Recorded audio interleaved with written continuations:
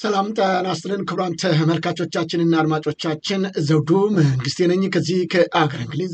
አሁን የዘውዱ ሾው አጫጭር ዜናዎችን አቀርብላችኋለሁ፣ አብራችሁን ቆዩ። በቅድሚያም ርዕሶቹን ነው።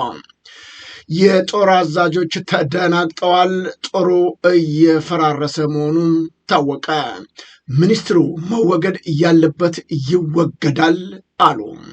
ብልጽግና የጭካኔ አፈናውን መቀጠሉ ተገለጠ። ከጠለምትም ጥብቅ መግለጫ ወጣ። ወደ ዝርዝሩ እንሄዳለን፣ አብራችን ቆዩ። ፋኖ ትግሉን አጠናክሮ ቀጥሏል። ታላላቅ ድሎችንም እየተጎናጸፈ እንደሚገኝ ተገለጸ። ከአብይ አህመድ መከላከያ በዓለም ሳጋ ምድር በውባንተ አባተ ልጆች ከተራራ የገዘፈ ደማቅ ድል መመዝገቡም ታወቀ።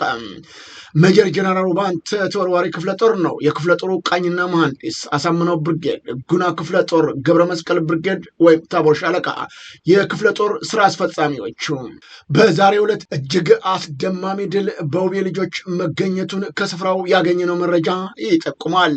ከባህር ዳር ከደብረ ታቦር የመጣው የመከላከያ ኃይል ድቅቅ ብሎ መመታቱ ነው የተገለጠው። ከ20 በላይ የመከላከያ ተሽከርካሪዎችም ከጥቅም ውጭ መሆናቸው ታውቋል። በ3 ዓመታት ትግላችን ዛሬን የመሰለ ጣፋጭ ድንቅ የሆነ ድል የሚስተካከል የለውም ያሉት ፋኖቹ ከስፍራው ከትናንቱ ምት የተረፈው አዳሩን ሙሉ አማራ በታኙ ፈርሶ እንዳደረም ጠቁመዋል። ከፍተኛ ቁጥር ያላቸው የአማራ በታኞች አዳራቸውን ወደው ሳይሆን ተገደው አማራ ፋኖን መቀላቀላቸው ተገልጧል። ክብር ምስጋና ለሜጀር ጀነራል ውባንተ አብራኮች ታላላቅ ድልን እያስመዘግቡ የሚገኝ ሲሆን ዝርዝሩ እንደደረሰን የምናቀርብላችሁ መሆኑን እንጠቁማለን። ክፍለ ጦሩ የቀድሞ አዛዡን አክብሮ ባዘከረ በሰዓታት ውስጥ የብልጽግናው ሰራዊት እያረገፈው እንደሚገኝም ተገለጸ። በሸዋ ምድር የአማራ ፋኖ ብሔራዊ ንቅናቄ ሸዋ ጠቅላይ ግዛት እዝ አዜ አምደ ጽዮን ኮር ነው የ77 ክፍለ ጦር በዛሬው ዕለት በተጉለትና ቡላጋ አውራጃ ባሶን ወረዳ ልዩ ቦታው ታይሙሽ አርሴማ በምትባል ቦታ ነው በብልጽግናው ዙፋን አስጠባቂ ላይ ከቀጠናው አርበኞች ጦር ሰራዊት ጋር በመሆን የተቀናጀ ውጊያ ማካሄዱ የታወቀው። ጠላት ከደብረ ብርሃን ከቃይትና ከጉንደበረት ያለ የሌለ ኃይሉን በመያዝ ነው ፔፒን ጨምሮ ከባድ መሳሪያ በመታገዝ ወደ ጀግናው የ77 ክፍለ ጦር ቢያመራም የወገን ጦር ገዢ ቦታዎችን በመያዝ ነው ቀጠናውን ላገዛዙ አየር ወለድ አባላት እሳት ሆኖበታል ሲል ክፍለ ጦሩ በህዝብ ግንኙነቱ ክፍል በኩል አሳውቆናል። የዛሬ ተጋድሎ ለየት የሚያደርገው ክፍለ ጦሩ የቀድሞ ጦር አዛዡን ሰማዕት አርበኛ ተስፋዬ ቦጌን የ1ኛው ዓመት የመታሰቢያ ቀኑን በመዘከር ቃል ኪዳኑን ያደሰበት ቀን በመሆኑ ልዩ ያደርገዋል ሲል ነው የክፍለ ጦሩ የህዝብ ግንኙነት ክፍል ኃላፊ አርበኛ ኢሳያስ ከበደ በላከልን መረጃ የገለጸው። የድሃ መሃል ከተማና በጎይ ቀበሌ ደረቅ ወንዝ አዲስ ገበያ ላይ ጠላት ሲወቀጥ መዋሉም ታወቀ። በዛሬው ዕለት በሸበል በረንታ ወረዳ የእዴ ውሃ ከተማ መሽጎ የሚገኘው አገዛዙ ሰራዊት ነው ወደ ጎያ ቀበሌ ደፈጣ ጥሎ በሚጠባበቅበት ሰዓት በወቅቱ መረጃ የደረሳቸው የነ ሞት አይደፈሬ በላይ ትንፋሾች የሽፈራው ግርፎች 64ኛው ክፍለ ጦር አባላት በጎይ ቀበሌ ደረቅ ወንዝ የድሃ መሃል ከተማ በረንታ ትምህርት ቤት አዲሱ ገበያ ባደረጉት ውጊያ የአገዛዙ ሰራዊት ላይ ከፍተኛ ጥቃት አድርሰዋል። በሸበል በረንታ አካባቢውን ነዋሪ መሃል እሴትና ወግ በመጣስ ለሆዱ እያደረ ሚኒሻ አቡሽ ሰዋልና ሌሎችም በስም ያልተጠቀሱ ያገዛዙ ሰራዊት አባላት ቅጥረኛ ሚኒሻዎችና ቀላልና ከባድ ቁስለኛ ሆነው ደብረ ማርቆስ ሆስፒታል ሪፈራል መግባታቸውን የአማራ ፋኖ ብሔራዊ ንቅናቄ ቴዎድሮስ እዝ 201ኛ ኮር ህዝብ ግንኙነት በላከልን መረጃ ለማረጋገጥ ችለናል። የአብይ አህመድ አገዛዝ በጎጃም ጃዊ ቀጠና ያሉ ከተሞችን ያለ ምህረት በመደብደብ ላይ እንደሚገኝ ተጠቆመ። ምንም አይነት ውጊያ በሌለበት ትናንሽ ከተሞች ሲቪሊያን ብቻ ኢላማ ያደረጉ የጀት ኤርክራፍትና የድሮን ድብደባዎችን ለቀናት እየፈጸመባቸው እንደሚገኝ ነው የተገለጸው።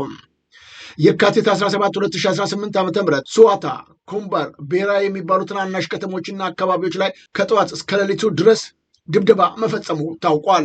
አብይ አህመድ ከዩናይትድ አረብ ኤሚሬት የተበረከቱለትን ቦምቦች እና ሮኬቶች ብቻ ሳይሆን በደርግ ዘመን መንግስት ከራሽያ የገቡ እስከ 500 ኪሎ ግራም የሚመዝኑ እንደ ኤፍኤቢ አይነት ቦምቦችንም በብዛት እየጣለ መንደሮችን እያወደመ እንደሚገኝ አስረስ ማሬ ዳምጤ ገልጧል። ዙ 23 ተኳሹ ፋኖን ተቀላቀለ። 10 አለቃ ማህበር አግማስና አያኑ የተባለው የሰሜን ምዕራብ እስ 803ኛ ኮር 12ኛ ክፍለ ጦር ዙ 23 ተኳሽ የነበረው የመከላከያ ሰራዊት አባል በተደጋጋሚ ከጨፍጫፊ ብልጽግና ስርዓት ጎን ተሰልፎ ከአማራ ፋኖ ብሔራዊ ንቅናቄ ኃይሎች ጋር በተለያዩ አውደ ውጊያዎች ሲዋጋና ባለቆቹ ትእዛዝም ከሲቪሊያን ዜጎች እስከ ህዝባዊ ተቋም በዙ 23 ከባድ መሳሪያና ርኅራኄ በሌለው ሁኔታ እንዲጨፈጨፍና እንድናወድም እንገደድ ነበር ሲል ገልጿል። 10 አለቃ ማባው መከላከያ ተቋም አሁን ላይ በዘራፊና በአላዋቂ መሪዎች እጅ መውደቁ ዜጎችን የተለያየ ታርጋ እየለጠፈባቸው ገንዘብ ይቀበላሉ፣ ይታሰራሉ፣ ይደፈራሉ፣ ሀብታቸውም እንዲወርም ይደረጋል። ሀገርም አደጋ ላይ ወድቃለች። ይህንን ክስተት እያየውና እየሰማው ከተቋሙ ጋር መቀጠልን ትቼ ተቋሙን ለመታገል ወደ ፋኖ መጥቻለሁ ሲል ነው የተናገረው።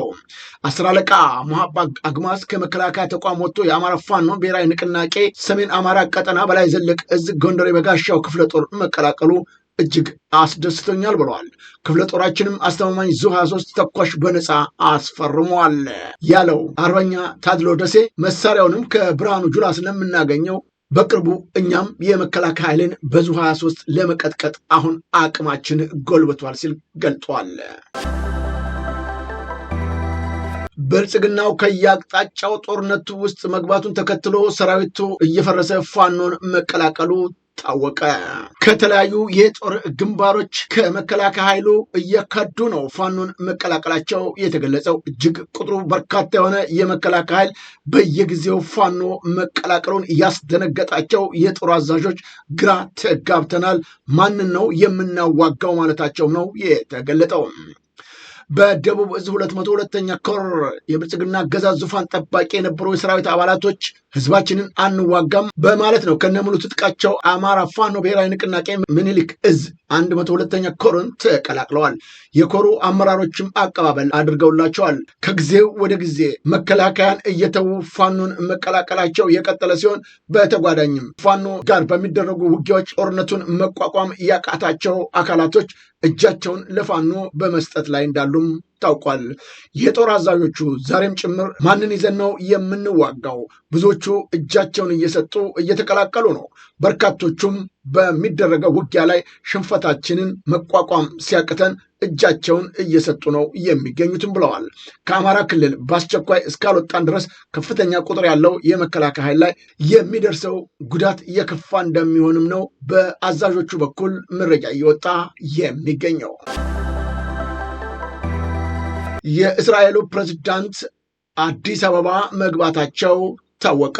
የእስራኤሉ ፕሬዝዳንት አይዛክ ሄርዘን ለይፋዊ የስራ ጉብኝት ነው ዛሬ አዲስ አበባ መግባታቸውን የውጭ ጉዳይ ሚኒስትር ያሳወቀው። ፕሬዝዳንቱ ቦሌ ዓለም አቀፍ አውሮፕላን ማረፊያም ሲደርሱ በውጭ ጉዳይ ሚኒስትር ጌዲዮን ጢሞቴዎስ እና በምክትላቸው አምባሳደር ብርሃኑ ጸጋዬ አቀባበል እንደተደረገላቸውም ታውቋል። የውጭ ጉዳይ ሚኒስትር መረጃ እንደሚያመለክተው የእስራኤሉ ፕሬዝዳንት በኢትዮጵያ ቆይታቸው የሁለቱን ሀገራት ግንኙነት በሚያጠናክሩ ጉዳዮች ዙሪያም ከመንግስት ከፍተኛ ባለስልጣናት ጋር ይወያያሉ ተብሎም ይጠበቃል። የእስራኤል የውጭ ጉዳይ ሚኒስትር የፕሬዝዳንቱን ጉብኝት አስመልክቶ ባሰራጨው መረጃ ከፕሬዝዳንት ታዬ ስላሴ ጋርም እንደሚነጋገሩ ነው የገለጠው። እንደ እስራኤል የውጭ ጉዳይ ሚኒስትር መረጃ ቤተ እስራኤላውያን ተብለው የሚጠሩ ኢትዮጵያውያን የአይሁዱ ማህበረሰብ አባላት መሪም ከፕሬዝዳንት ሄርዞግ ጋር ይገናኛሉ። ኢትዮጵያን አፍሪካ ውስጥ ወሳኝ ሀገር እንደሆነች የገለጹት የእስራኤሉ የውጭ ጉዳይ ሚኒስትር ጉብኝቱ በእስራኤልና በኢትዮጵያ መካከል ያለውን ትብብር በአጠቃላይ በአፍሪካ ሀገራትም ያለውን ግንኙነት ይበልጥ ለማጠናከር ትልቅ ምዕራፍ የሚከፍት ነው ብለዋል።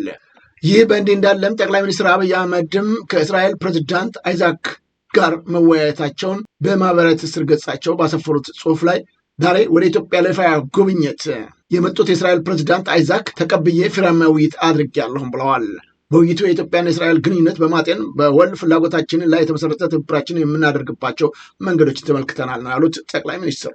የእስራኤሉን ፕሬዝዳንት ጉብኝት በተመለከተ አንዳንድ የፖለቲካ ተንታኞች እንደሚገልጹት ከሆነ በኢትዮጵያ ላይ ያለውን ከፍተኛ ቀውስ መፍትሄ የሚያፈላልግ እንደሆነ የሚጠቁሙ ቢሆንም በሌሎች በኩል ደግሞ አሁንም በተለይም ኢትዮጵያ ያለውን የእርስ በርስ ግጭት በተለይም በፋኖች በኩል እየተደረገ ያለውን ጦርነት በተመለከተ በጠቅላይ ሚኒስትሩ አስቸኳይ መፍትሄ እስካልሰጡ ድረስ አደጋው በቀጠናው ከባድ ሊሆን እንደሚችል ይወያያሉ ተብሎ ይጠበቃልም ተብሏል።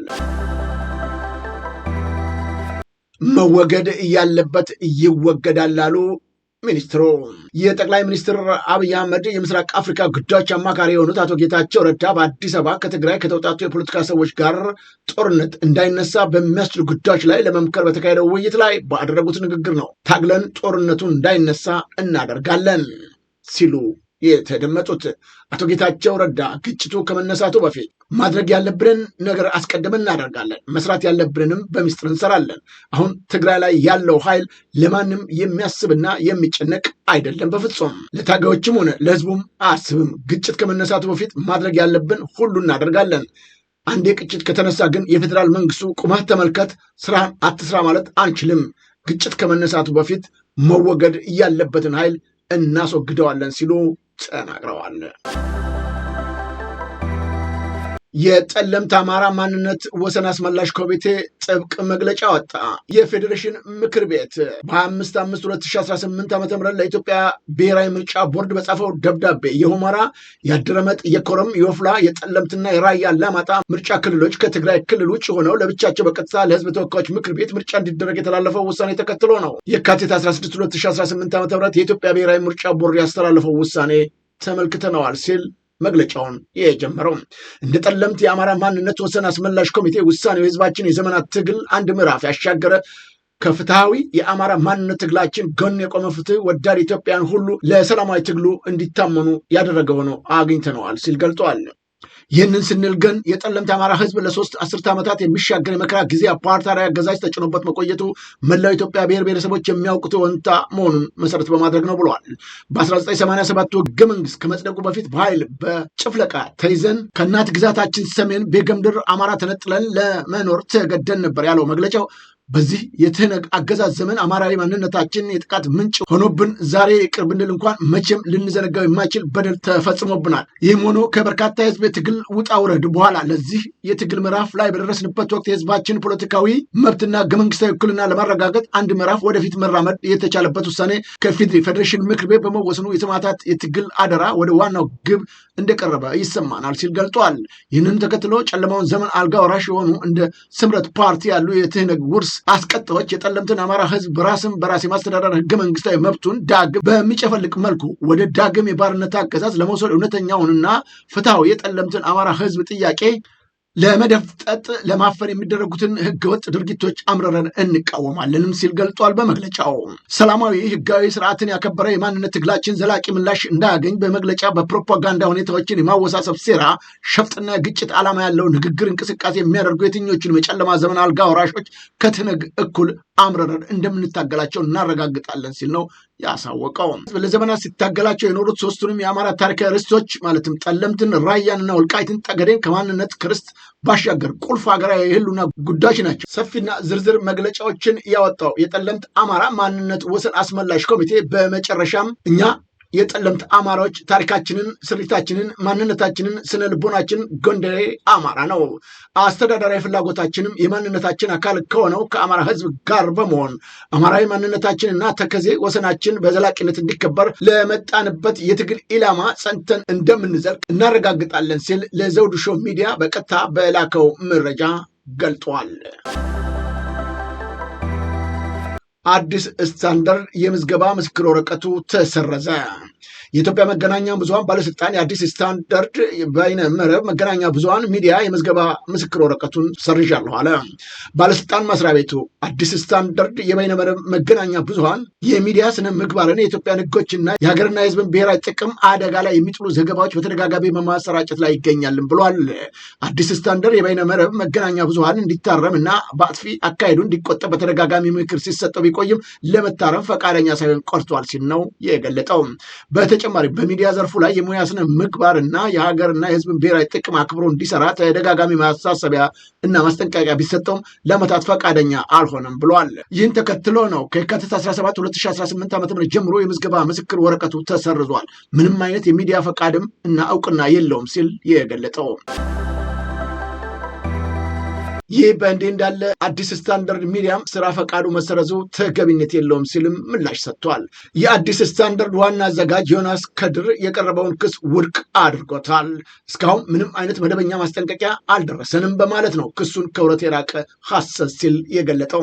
አዲስ ስታንዳርድ ተደጋጋሚ ማስጠንቀቂያዎች ደርሰውታል የሚለውም ክስ ከእውነት የራቀ ነው። የኢትዮጵያ መገናኛ ብዙሃን ባለስልጣን ቀደም ሲል ስለነበሩ የህግ ጥሰቶችም ሆነ ስለተወሰዱ እርምጃዎች ለአዲስ ስታንዳርድ የዜና ክፍል በይፋ ያሳወቀው ነገር የለም ብሏልም። አሳታሚው ጃኪን ፐብሊክ መብቱን ለማስከበር የህግ አማራጮችን እየተመለከተ መሆኑንም አሳውቋል።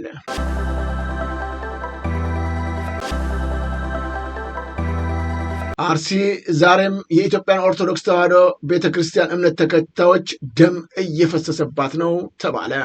በምስራቅ አርሲ ዞን ነው በመርቲ ወረዳ በፈረቀሳ ቀበሌ ዛሬ ሌሊት ላይ ከ10 ሰዓት ጀምሮ በአካባቢው በተደጋጋሚ ክርስቲያኖችን በመጨፍጨፍ የሚታወቁ አክራሪ እስላሞች ብዙ ጥፋትና ውድመት አድርሷል ነው የተባለው። ስምዐ ተዋሕዶ በአካባቢው ከሞት ያመለጡ ሰዎችን የሰጡትን መረጃ እንደሚያመለክተው ከሆነ በግምት 10 ሰዓት በጀመረው ግድያ በውል ያልታወቁ ሰዎች ማንነታቸው ለጊዜው በስም ያልተለዩ ግን 4 ሰዎች መሆናቸውን እነሱም ሲሳይ ገዛኝ፣ ታደሰ ገነነ፣ ደስ ያለው ዝቄ እና አብቲ ከድር በመባል የሚታወቁ ኦርቶዶክሳውያን ሰማዕትነት መቀበላቸው ነው የተገለጸው። ጽንፈኛው ቡድን ከግድያው በተጨማሪም ክርስቲያኖች ቤት ከነሙሉ ንብረታቸው ማቃጠሉንም ገልጧል። አልታየ ጸጋዬ፣ እንዳሻው ገነነ፣ ጌታውን ጋየው፣ አልማዝ አሰፋ፣ ግርማ ሙሉነ፣ ኢሳያስ አለሙ፣ አደም እጅጉ፣ ሰይፈ ላቀው፣ ከበደ ወልዴ፣ ስንታየ ወልዴ፣ ከተማ አሰፋ መሆናቸውን የጠቀሰው መረጃው የአካባቢው ክርስቲያኖች መከላከያ ከአሁን ደርሶ ያድነናል ብለው ቢጠባበቁም የመንግስት ድጋፍ እንዳለው በሚያሳብቅ ሁኔታ መንገድ ተዘግቶ ምንም እንዳይገባ በማድረግ በአሁኑ ሰዓት ጽንፈኞቹ ከተማው ላይ መትረየስ ማጥመዳቸውን አረጋግጠናል ብለዋል። በዚህም ሳቢያ እስካሁን የሞቱት ቤተሰቦች አስክሬን ማንሳት እንዳልተቻለም ተገልጧል። በሌላም በኩል ለጊዜው ቁጥራቸው ያልታወቁ ክርስቲያኖች ታግተው መወሰዳቸውን ለማወቅ ችለናል ያለው መረጃው ከግድያው ያመለጡትን አንዳንዶቹን ክርስቲያኖች ደግሞ እግራቸው ወደ መራቸው ቦታዎች እየተሰደዱ እንዳለም ተጠቁመዋል። በኢትዮጵያ እየተፈጸመ ያለው የኦርቶዶክስ እልቂት የመንግስት መዋቅር የሚያውቀው የሚደግፈው ሽፋን እየሰጠ የሚያበረታታ እንጂ ባልታወቁ ኃይሎች የሚፈጸመው ወንጀል አይደለም ሲል ስምዐ ተዋሕዶ ገልጧል። ላለፉት 5 ዓመታት ከመንግስት ጋር በጋራ እየሰራ የሚገኘው ኢዜማ የብልጽግና ፓርቲ በነጋዴዎች ላይ እያደረሰ ያለውን አስገዳጅ የገንዘብ ማሰባሰብ አጥብቄ እቃወማለሁ አለ። የኢትዮጵያ ዜጎች ለማህበራዊ ፍትህ ፓርቲ ኢዜማ ገዢው የብልጽግና ፓርቲ በመጪው ግንቦት ወር ይካሄዳል ተብሎ ለሚጠበቀው 7ኛው ጠቅላላ ምርጫ የሚውል ገንዘብ ድጋፍ ከነጋዴው ማህበረሰብ በአስገዳጅነት እየሰበሰበ ነው ሲል ነው የከሰሰው። ፓርቲው ዛሬ ባወጣው መግለጫ ከድርጊቱ በአስቸኳይ እንዲቆምም ጥሪ አቅርቧል። ኢዜማ ማንኛውም የፖለቲካ ፓርቲ ለምርጫ የሚሆነውን ሀብት ማሰባሰብ የሚችለው በብሔራዊ ምርጫ ቦርድ የህግ ድንጋጌዎች መሰረት ብቻ መሆን እንዳለበት አስታውሶ፣ ይሁንና ብልጽግና ፓርቲ የሚመራው መንግስት መዋቅርን በመጠቀም የፓርቲው አባል ካልሆኑ ባለሀብቶች፣ ነጋዴዎች በስልክና በአካል በመሄድ በማስፈራራት ገንዘብ እያሰባሰበ እንደሚገኝ ደርሼበታለሁ ሲል ነው የወነጀለው። ከዚህ ቀደምም የመንግስት ሰራተኞች ደሞዛቸውን ለፓርቲው ተግባራት ሲቆርጥ መቆየቱን ያስታወሰው ኢዜማ አሁን ደግሞ የኑሮ ውድነትና የተሳሳተ የግብር ፖሊሲ በጫና ላይ የጣለው የንግዱ ማህበረሰብ በግዳጅ ለገንዘብ ድጋፍ መጠየቁ እጥፍ ድርብ በደል ነው ሲል ነው ብልጽግናን የከሰሰው። ገዢው ፓርቲ የመንግስት መዋቅር በእጁ መሆኑን ተገን በማድረግ የሚደረገውን ይህንን እንቅስቃሴ የዲሞክራሲያዊ ግንባታ ተስፋን እንደሚያጨልምም አስጠንቅቋል። ገዢው ፓርቲ ለመድበለ ፓርቲ ስርዓት ቁርጠኝነት ካለው ሌሎች ፓርቲዎችም የሚደገፉትን መንገድ ማመቻቸት ሲገባው እንዲህ ባለ አሳፋሪ ተግባር መሰማራቱ ተገቢነት አይደለም ሲል ነው የነቀፈው። ፓርቲው ለብሔራዊ ምርጫ ቦርዱ አስተላለፈውን ጥሪ በሕግ የተሰጠውን ስልጣን በመጠቀም የገዢውን ፓርቲ ህገወጥ ሀብትን ማሰባሰብ እንዲያቆምም ጠይቋል። ቦርዱ ይህንን ጉዳይ በዝምታ ማለፍ የለበትም ሲል ነው በአጽንኦት ያሳስበው። በጋራ ለሚሰራው መንግስት ደግሞ የህዝብና የሀገርን ሀብት ለፓርቲ ዓላማ ማዋል እንዲያቆም፣ ለዲሞክራሲ ስርዓቱም ከማቀጨጭ እንዲቆጠብም ነው ያሳስበው። ይህንን የኢዜማን መግለጫ የተመለከቱ አንዳንድ ኢትዮጵያኖች ግን ፌዝ ሲሉ ነው የተቹት። በመጨረሻ በኢራን በአንድ ፍራፍሬ ገበያ ውስጥ የጦር ሄሊኮፕተር ተከስክሶ 2 አብራሪዎችና 2 ነጋዴዎች መሞታቸው ታወቀ። በትላንትናው ዕለት ነው አደጋው በኢፍሳን ግዛት ውስጥ የምትገኘው ዶርቼን ከተማ የደረሰ ሲሆን ለመንግስት ቅርበት እንዳላቸው መገናኛ ብዙሃን ዘገባ ከሆነ በከተማ የሀገሪቱ ጦር ግዙፍ የአየር ኃይል እዝ እንዳለው አደጋው በሄሊኮፕተር ላይ በደረሰ የቴክኒክ ብልሽት ሳይከሰት እንዳልቀረ አልጀዚራ ዘግቧል። በመገናኛ ብዙሃኑ የተሰራጨው ከአደጋው ስፍራ ተገኝቷል የተባለው ተንቀሳቃሽ ምስል ሄሊኮፕተሩን ሰበርባሪና የአደጋ ጊዜ ሰራተኞች እሳቱን ለማጥፋት ሲረባረበውም ታይቷል። የጦር ሰራዊቱ የአቪዬሽን ማሰልጠኛ ማዕከል ባወጣው መግለጫ የሟቾች ወታደሮች ማንነት ኮሎኔል ሐምዳ አብራሪው ሲሆን ረዳት አብራሪው ደግሞ ሜጀር ዋችማ ኪያ መሆናቸው ተለይተዋል።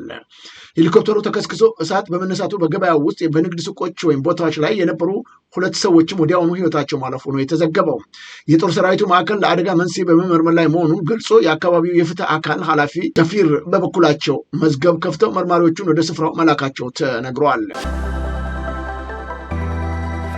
ክቡራን ተመልካቾቻችንና አድማጮቻችን ለአሁኑ ያቀረብኩላችሁ የዘውዱ ሾው ዜናዎች እነዚህ ነበሩ። በቀጣይ ዝግጅታችን እስከምንገናኝ የዘውዱ ሾው ሚዲያን ሼር፣ ላይክ እና ሰብስክራይብ በማድረግ ወዳጅ ቤተሰቦቻችን እንድትሆኑ ከወዲሁ በማክበር እንጋበዛለን። ከዜናዎቹ ጋር አብሬያችሁ የነበርኩት እኔ ዘውዱ መንግስት የነበርኩ። ጤና ይስጥልኝ።